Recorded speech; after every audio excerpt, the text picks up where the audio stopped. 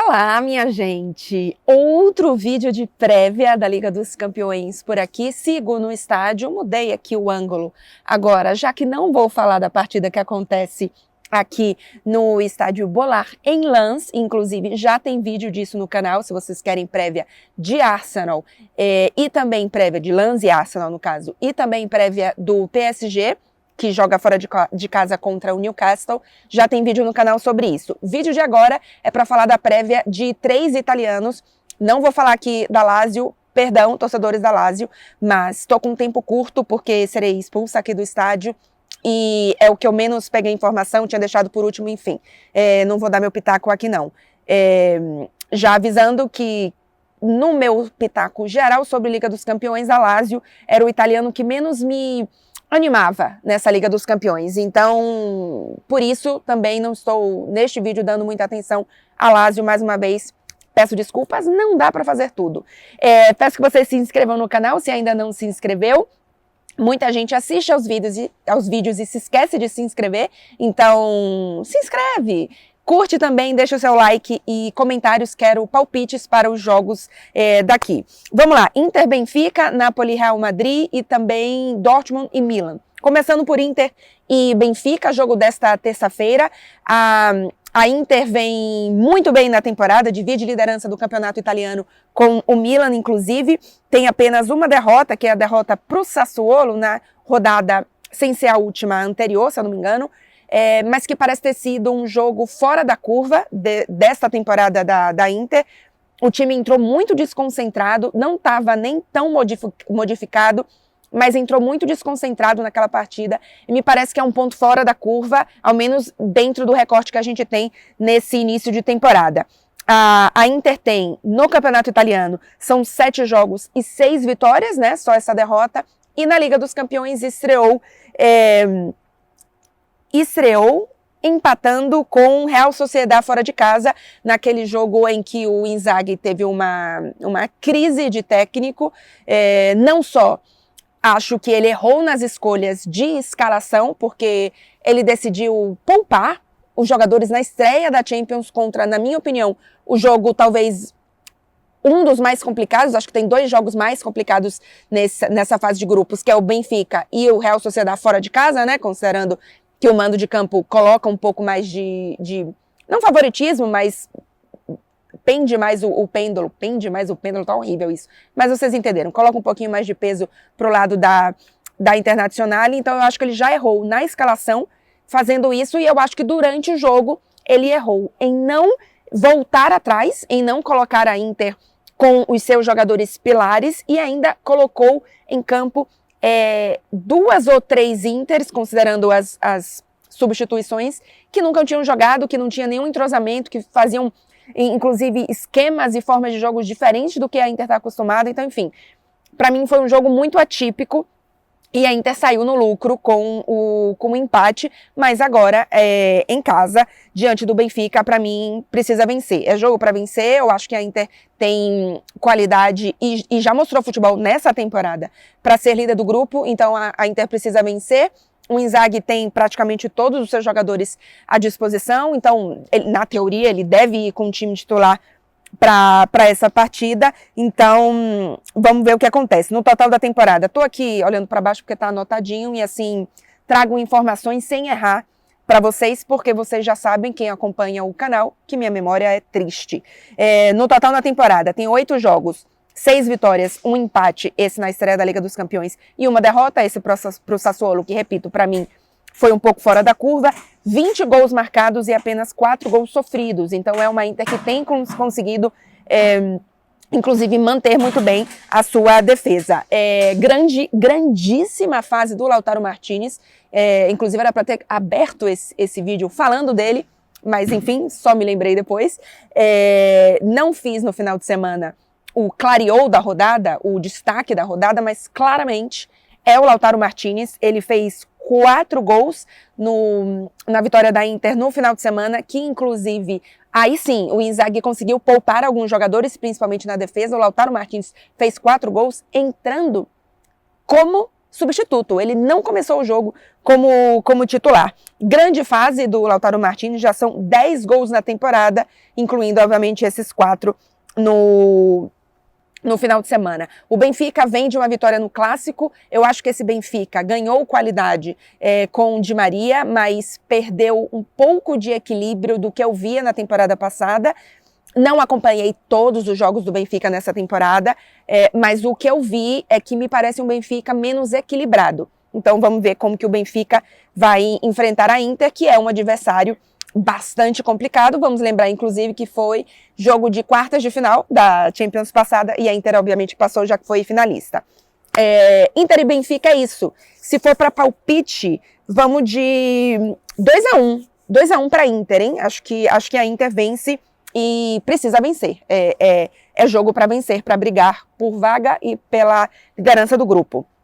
Vamos agora de Napoli e Real Madrid. Lembrando a você que ainda não se inscreveu no canal para se inscrever. E lembra de curtir o vídeo e deixa já o seu palpite para Inter e Benfica. E se estiver escrevendo agora, já deixa o palpite também para Napoli e Real Madrid. E na sequência Dortmund e Milan. Vamos lá, Napoli e Real Madrid. O Napoli na estreia da Liga dos Campeões venceu o Braga por 2-1, fora de casa. E era obrigação vencer, ainda que não tenha jogado muito bem. E o Real venceu o Union Berlin por 1-0 num jogo que não jogou bem. Obviamente, o Real tem uma qualidade absurda, acima da do Napoli, ainda está ali cambaleando um pouquinho na temporada, também com muitos desfalques. Para o Real Madrid, e não vou nem... Outra vez vai passar avião aqui, espero que não fique muito barulho. Não vou falar tanto do Real Madrid, primeiro porque, obviamente, não acompanho o Real Madrid, como, por exemplo, a Tati Mantovani, o próprio Marcelo Beckler. Não sei quem fez vídeo no canal, diria que Tati vai fazer um vídeo de prévia para o canal dela, então vai ter mais um pouco do lado do Real Madrid, mas do lado do Napoli, o que vale dizer é o seguinte, é um Napoli que, inclusive, não tem resultados tão ruins na temporada. São 8 jogos, 5 vitórias e 2 empates e 1 derrota, que é a derrota para Lazio. Então, no fim das contas, tem apenas uma derrota, né, na temporada. Mas é um time estranho, é um time que desconectou do que era da temporada passada, é um time que, na minha opinião, não tem sinergia com o técnico. Acho que o Rudi Garcia tem ideias que ele não está renovando, assim, digamos, eu já achava que ele tinha ideias ultrapassadas de futebol e ele está mostrando no Napoli que ele não se renovou nesse sentido. Então, eu confesso que não gosto do trabalho dele, disse aqui em outro vídeo já que para mim o Napoli da temporada passada tinha acabado.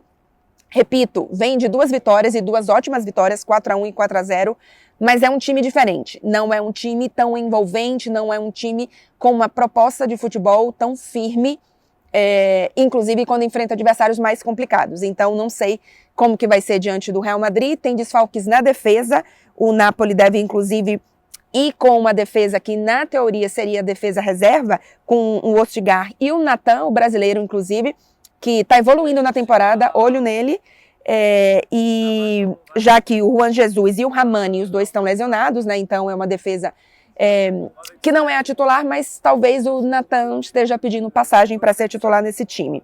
Meio campo tá ok, Anguissa, Lobotka e Zielinski, então deve ter o meio campo titular. E lá na frente a gente vai ter o Osimhen e o Kvaratskhelia e deve ser o Politano ao lado deles, mas tem algumas opções para o Rudi Garcia. O Osimhen, inclusive, se não me engano foi ontem, hoje é segunda, acho que foi sábado ou domingo, enfim, me perdoem agora, fez uma postagem no Instagram dizendo que tá tudo bem, que o Napoli é a casa dele, por conta de toda a polêmica que aconteceu durante a semana. A comunicação do Napoli não é de hoje, é uma pequena tragédia.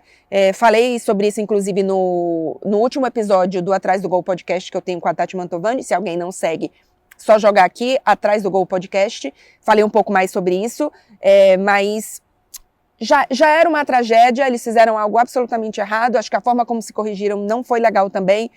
Mas o Osimhen, assim, ele é um grande ídolo dessa torcida, ele é a grande estrela do campeonato conquistado pelo Napoli, mas tá muito na cara de que existem ruídos e de que é bem capaz, aí obviamente tem uma questão financeira importante, o Napoli não precisa de dinheiro, o Napoli não vai vender o Osimhen por qualquer valor, mas eu acho que coloca uma vontade a mais no Osimhen de ir para o mercado. porque o Osimhen já deixou claro em outros momentos que quer jogar na Premier League, então pode ser que ele se ele não deu ainda aquela forçadinha de que quer sair, e tudo indica que ele não fez isso nessa última janela, o Napoli não queria vender, mas ele também não forçou, não pediu, não quis sair, pode ser que na próxima janela ele queira. Então, acho que o Napoli derrapou aí, o Osimhen é um jogador no Napoli, para o Napoli tentar segurar o máximo possível, e pode ser que só tenha mais essa temporada, e essa confusão aí atrapalha um pouco essa manutenção do Osimhen, mas enfim, o Osimhen disse que estava tudo bem, vai jogar, e vamos ver como é que o Napoli se comporta. Eu acho que se o Napoli ainda tem são os mesmos jogadores praticamente da temporada passada, então o Napoli ainda sabe jogar como aquele Napoli. O problema é que as indicações, as substituições e a proposta que o Rudi Garcia quer colocar em campo é diferente. Então, quando o Napoli consegue ter um pouco mais de individualidade e aqueles momentos de lembrança em campo, sabe? Sabe um déjà vu que você repete ali, o Napoli pode fazer uma grandíssima partida. Mas, se o Napoli faz 1-0 e o Rudi Garcia decide recuar o time, aí já foi embora. Então, não sei, é jogo complicado, o Real Madrid tem qualidade, Bellingham vive um momento excepcional, tem a volta de Vini Júnior, não sei, esse jogo eu fico bem em cima do muro, mas vamos de 2-2. Vou em cima do muro, que eu não quero colocar o Napoli perdendo em casa, mas não vai me surpreender. Repito, esse Napoli não é mais o mesmo Napoli da temporada passada. Por fim, rapidinho aqui, o jogo de quarta-feira, né? Esses últimos 2 jogos que eu falei são jogos de terça. Na quarta-feira a gente tem Dortmund e Milan. O Milan que empatou em casa 0-0 com o Newcastle.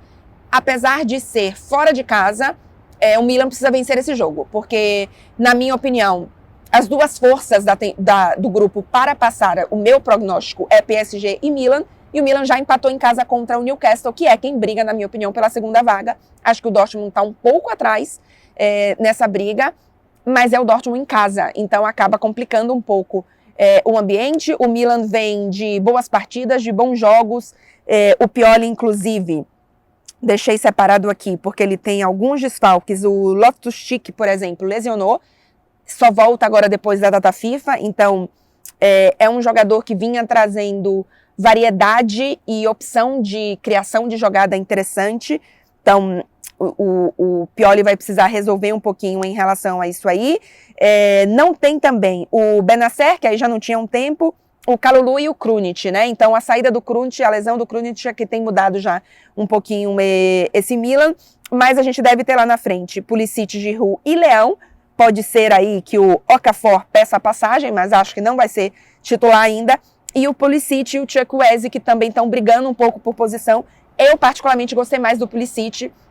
Acho que a temporada dele iniciou melhor, até porque o Chukwueze obviamente não começou como titular, mas enfim, são opções interessantes. É jogo complicado porque é fora de casa, mas para mim esse Milan tem mais qualidade e tem condição de vencer fora de casa, e para mim já tem a obrigação, tá no grupo da morte e empatou o primeiro jogo em casa com o outro candidato à segunda vaga. Segunda vaga, não necessariamente segunda colocação, mas eu tô considerando aqui que de 2 vagas, PSG e Milan vão garantir, independente da posição desses dois. Então é isso. Um pouquinho aqui das prévias dos jogos de Liga dos Campeões. Na terça, pós-jogo aqui, Lens e Arsenal, devo fazer videozinho pro canal. Obviamente não vou conseguir assistir os outros jogos, porque não tem jogo mais cedo também para assistir. E na quarta-feira, aí sim, já estarei de volta em casa em Paris, e aí vou dar foco nos dois italianos, na verdade, na quarta-feira, no PSG e no Milan, e faço vídeo de novo para vocês de pós-jogo, então de terça e de quarta. Último pedido, mais uma vez, lembrando, se inscreve no canal, curte o vídeo, quero palpites dos 3 jogos aqui, mas também se quiser dar palpite dos outros jogos, não tem problema. Lembrando que todos os jogos da Liga dos Campeões estão na HBO Max, a partir daqui de Lens e Arsenal tá no Space, beleza? Convite feito também para você assistir as partidas com a gente na TNT Space e todos os jogos na HBO Max. Beijo, gente, até o próximo vídeo.